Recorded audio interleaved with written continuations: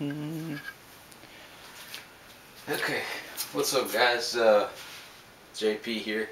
Hadn't had much of a update in a while, but it's because I've been working my ass off. But anyway, off and on, I've told you guys and showed you guys about the couple of Gears of War pieces of armor I've been working on. Mainly the chest armor, which was completed a while back, that I've recently put about, I don't know, 10 coats of clear coat on it to get a really good metal shine. Got inspired by seeing Nightmare Armor Studios' version of the armor and was really stoked. So it's a project that I really want to finish at this point. So I've showed you guys the Lancer that I've created, which I'll show you guys again in this video.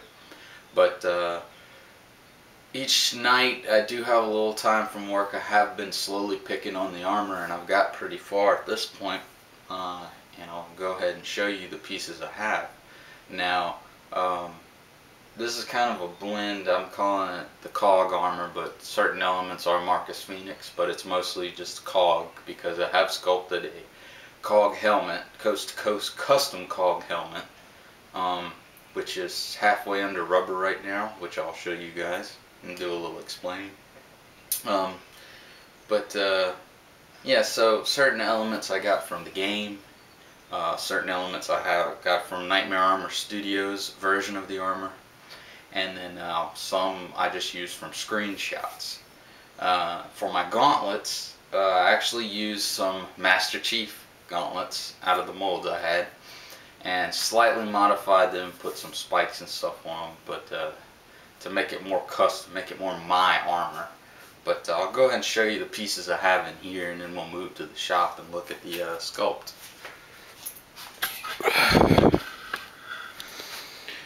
Okay,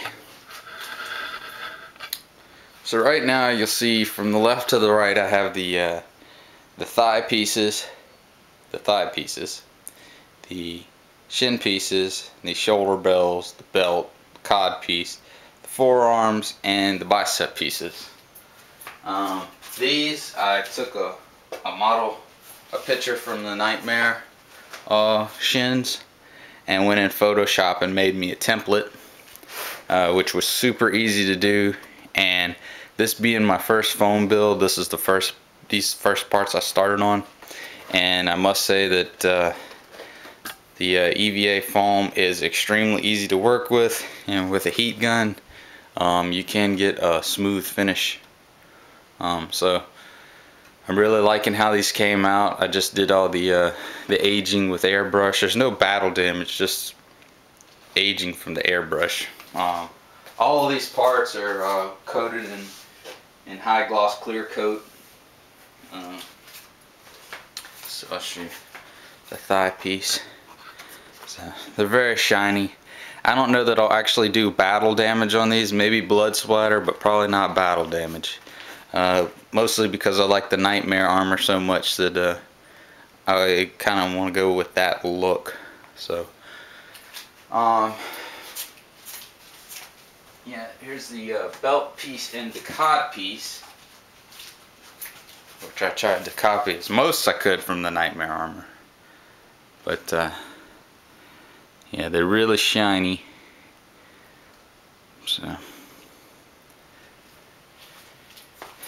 yeah, and the biceps are pretty much the most simple of the pieces. I tried to detail them a little bit, and I'm actually going to come in here with some canvas mesh to give me a little more texture, and possibly a strap down the front. So yeah, they fit good. They're very, very, very easy to manipulate this stuff, especially with the right tools. And then finally, the gauntlet, which is just a modified Master Chief gauntlet. But yeah, like I said, just airbrushed each detail, so it really pop. Doesn't pick, well, it does pick up pretty good on the camera, but yeah, you know. And then this is just the standard Smoothcast 300 with a little tin in it. I added these spikes, or bumps rather. Give it a little bit different feel, but they go really well with the armor. So I might modify them a little more, but probably not, because I like the way they look, and they're bulky. You know, anybody that has muckle pieces knows how bulky they are, so they go right with this chest piece. So that's pieces of armor, and of course you guys remember the chest plate, which is now all spiffy and shiny. It's all the clear coat.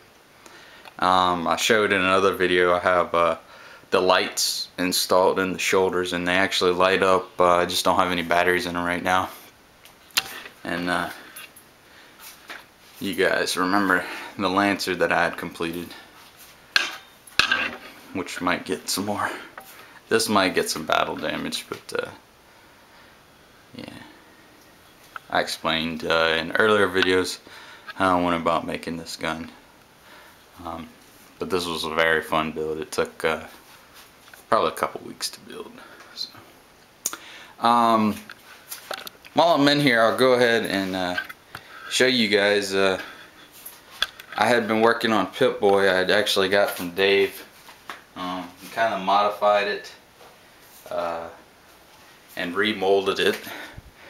This is based off the clock that came with the special edition, but this is the newly finished version. I'll go ahead and get some more light here. But this is the newly finished version, and I say finished, but I'm not. I still got to paint stuff. But anyway, this version has the little buckle clamps.